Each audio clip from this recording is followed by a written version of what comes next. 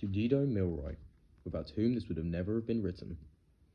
When the author of this book arrived home on leave after fighting right through the Arnhem action, everybody wanted to hear his story. After telling it several times, he began to find the repetition irksome, so he spent the rest of his leave writing it all down while the events were still vivid in his mind. Any more friends who asked him for the story would get a typewritten document. That is his explanation of how it came to be written. Then someone suggested he should publish it. A copy arrived on my desk at the Pilot Press. After glancing through a few pages, I settled down to an absorbed reading of what I found to be a remarkable piece of reporting. Other urgent matters were left aside, and willy-nilly, I had to read on to the end. I believe that other readers will find it equally compelling. This young soldier who had no public in mind beyond a few personal friends when he set down his adventures. This may account for the intimate quality of his writing, but there can be no doubt he has a flair for picking out those details and moments which we all want to hear about. The touches of unexpected realism which help us to visualize and live over again the incredibly heroic episode of Arnhem. The standard of war reporting in this war has been high. The expert work of cameramen and BBC commentators has brought tremendous events vividly before us.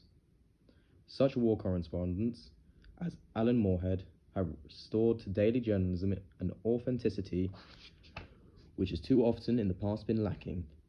In a broader treatment, the official war pamphlets, like Hilary St. George, Saunders' Battle of Britain, are outstandingly well executed. Moreover, there is good, racy short stories written on war subjects. A jaded article form has been given a fresh lease of life. But I have struck nothing quite like this diary for giving the actual feel and flavour of modern war at its most spectacular. This is the story of one man's battle. It doesn't purport to describe the action as a whole. It gives instead a series of ultra-vivid images and experiences. Like real life, it is inconsequent and surprising. It is also straightforward and free from egoism. In spite of the grim nature of the ordeal, the author seems to have come through with a sense of elevation rather than with the despair and nervous exhaustion which the last war seems to have produced in most of those who have written about it. The resilience gives an effort of balance and composure to the story, in which is very remarkable considering the hectic and often horrible things that happened throughout it. I was not altogether surprised when I heard that our author had been awarded a distinguished decoration for his part in the fighting. For good reason, he remains anonymous, and this is in keeping with his modest character. Very little had to be cut on grounds of security from his document, which remains substantially as he wrote it. We are grateful to his commanding officer and the Public Relations Department of the War Office for facilitating its rapid publication. We believe it is to be a notable personal record of an amazing and historic battle. Arnhem Lift. Anyone who went to Arnhem could have told this kind of story. Mine is for the friends and relations of the men who did not come back. Monday, the 18th of September, 1944. We knew it was coming off this time, as the first glider lift had left on Sunday morning. We were waiting in the mess for the tug pilots to return and give us the gen. All seemed well. They had found the LZ landing zone quite easily, with no flak to complain about, and as far as they could see, there was no ground resistance. We were all happy and confident about our lift on Monday morning. This time we knew it was not going to be a cancelled operation, as once a large-scale airborne operation like this has started, nothing can interfere with its planned development. We were lucky to be one of the first planes to take off on Monday morning. I was the second pilot. The first pilot, Mac, was a typical Glaswegian. Our load consisted of one jeep with a trailer, both loaded with petrol, and 3 chaps of the parachute brigade. They rather resented coming with us because to them a glider is an unknown quantity and with an extremely dangerous way of travelling. They feel much safer jumping with the other lads. It is hard physical labour flying a glider in the slipstream of another aircraft, but our tug pilot was very skilled in avoiding the hundreds of other planes making for the Holland. He had to fly completely out of formation and at the wrong altitude to achieve that, but we encouraged him and praised him all the way. Map reading did not seem much use to us. Once we were over the sea and we were approaching Holland, as the Germans had flooded all the large islands in the Rhine Delta, and great stretches of the country itself were underwater. Dry land was slowly emerging, and I thought it's time to check up on our position. Hello, Tug. Matchbox here. How many minutes before we reach the LZ? Over. Hello, Matchbox. Tug here. Another 15 minutes and it's all yours. Can you pinpoint your position? Over. Thank you, Tug. I should say we're just crossing the first of the 3 arms of the Rhine Delta. Please confirm this. Over to you. You are correct. Now only 2 more river crossings and you should see your LZ. From now till we landed, it was essential that I should not lose our position for a moment. I continually checked the position from our map to the ground and peered searchingly forward for the first signs of our objective.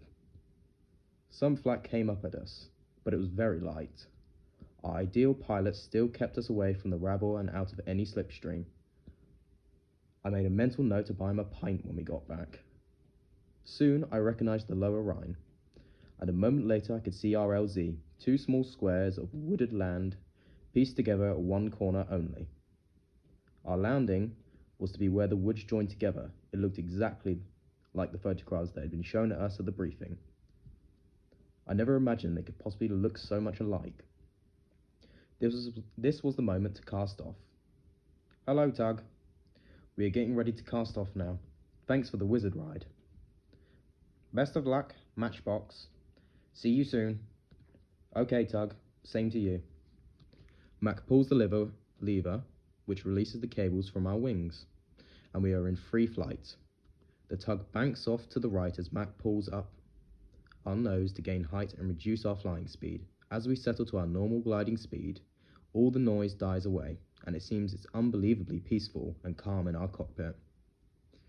We can't think of it as other than one of our many mass landing exercises. We are now slowly losing height, and as we cross the river, we can clearly see the bridge at Arnhem, which is our ultimate objective. We are nearly there now. We turn to starboard with half flaps down, and our gliding angle steepens suddenly. Another 15 degrees to starboard, and we are just about over our landing area. Full flaps down, and our nose is now pointing directly to the ground. The flaps keeping our speed constant and just above stalling speed. Someone cuts in front from the right, and we veer off a little. And then just before we hit the ground, pull out the lever. Pull out level. We lift gently over a hedge and then touch down firmly. Brakes on. A slow skid to port, a perfect landing. We sat there for a moment looking pleased with ourselves when the cackle of distant machine guns and the whistle of some nearer shots that were obviously meant for us reminded us forcibly that this time we were not on an exercise.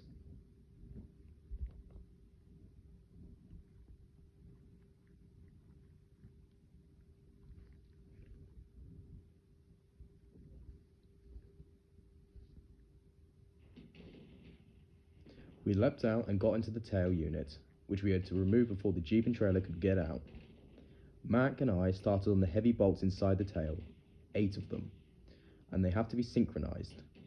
Meanwhile, 2 of the parachutists loosen the shackles on the jeep and trailer, and the third one begins to cut control wires. Mac and I are sweating like pigs. We have to work together to reach the same stage of the operation at the same time. We have to be quick. They are still sniping at us, and we are completely helpless and exposed. Safety wire cut. Backwards and forwards with the release lever. One by one the bolts came out. Not so hard really. Pretty much like the drill on the station. I'm stuck now. The bastards are really getting more and more difficult, and I'm so terribly hot. I send the outside parachutist to stick the trestle under the body, and he shouts that he has done so. When we get to the last 2 bolts, we must be completely together. Mine is quite loose. Are you ready, Mac? Right, go. Why the hell doesn't the tail fall off? We've done everything just like the practice. We bang from the inside, but it's stuck fast. I jump out to look and discover that the bloody fool of a parachutist has stuck the trestle under the tail itself. I kick it away, and with a terrific crash, the whole tail fuselage breaks off and falls over on the trestle. It's in the way still. We all get our shoulders underneath it, and to heave it to the left, but the trestle was jammed in the fuselage now and embedded in the ground. It's a hell of a job. Eventually, we managed it, sweating, cursing, and using all our strength. The two runners slipped out and fitted beautifully, and the parachute driver drove straight out of the glider. As soon as we jumped on the jeep and drove off, we noticed just on our right the crosses engraved of one of yesterday's glider pilots. We'd been surprisingly lucky. Most of the first and second lifts had taken a lot of punishment before they even reached the ground.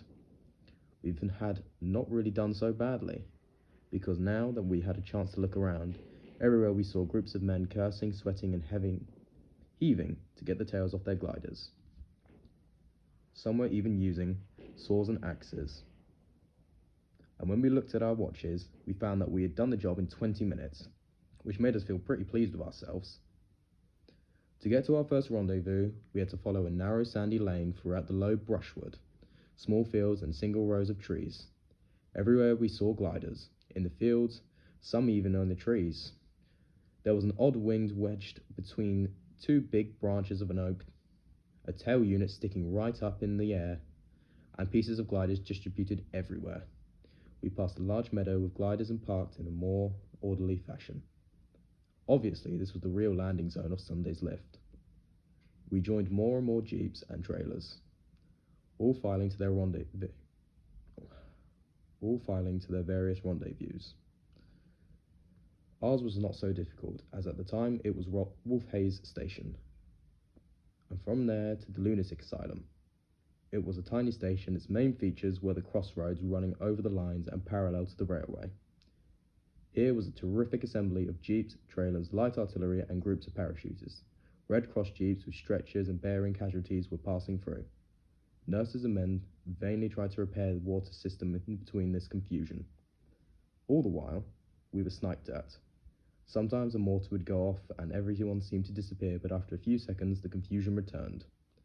Everyone was spreading out and maps and asking everyone else if they had seen or heard of their respective units. In the crowd, I suddenly spotted a glider pilot of a different squadron whom I had been hoping to meet for months. He had taken unfair advantage of me one day when I was about to go on leave. The urge to get away, once a leave pass is in your pocket, is so strong that any sacrifice is temporarily justified. This chap had dashed up to me when the car was packed up and ready to take us to the station, and asked me for the loan of a couple of quid, promising to return it by post, as we were unlikely to meet again. I never heard of him again, and was very indignant, as he knew that I had no means of getting hold of him. I thought it was a dirty trick. There he was in the middle of the crossroads at Wolf Hayes, and it all came back to me, and besides, I had only 10 shillings and no Dutch money. Sniping or no sniping, I started to dun him. He protested that he had very little cash on him, and an animated facial discussion proceeded. My troop shouted to me to come on, as I had all the maps. They added that I could continue my argument when I got back to the Whitechapel. We suddenly realized how idiotic we must have looked, and we both burst out laughing. He pressed a few kronen into my hands, and I joined my troop again. We glider pilots were supposed to remain with the units we had taken over until further orders, and so we arrived eventually at the main building of the lunatic asylum. There were scores of giggling and rather frightened nurses who were screaming and scattered every time any kind of gun was reported or heard. The loonies had been moved out of the hospital, and it was now filled to capacity with civilian casualties. Soon the blokes found out that I could talk to the civilians, and I was dragged from one group of nurses and paratroopers to another, translating. It was rather hard to tell who were the nurses and who were the loonies trying to help them out. All were concerned to know where Prince Bernard was, and if their queen had reached Dutch soil. They wanted to know which places had been liberated and if there would be any more bombing. It was quite a crazy atmosphere, with our chaps, of course, trying to flirt and make up to them, being robbed of their cigarettes and sweets along the way. The Dutch girls were bewildered by this onslaught, and never far from tears and laughter, remembering again and again the hell they had been gone through when they were kind of bombed the last night. Though some kind of misunderstanding, and probably due to my imperfect knowledge of their language, I was suddenly hailed as Prince Bernard of the Netherlands and drawn into the hospital. I tried to explain, but it seemed to be quite useless in the confusion that followed the discovery. Only after I had been presented to the matron and given all my sweets and most of my cigarettes away, shaking hands with all the pathetic men, women, and children who were laying injured in the hospital, was I allowed to resume my ordinary identity. Our glider pilot's officers now appeared and began to collect the flight. Burdened with our tremendously heavy rucksacks, we started moving off, cursing and swearing at having to leave our jeeps behind. In single file and directed by a parachute brigade officer, we moved towards Arnhem. As the fire was getting heavier now, our advance got slower and slower.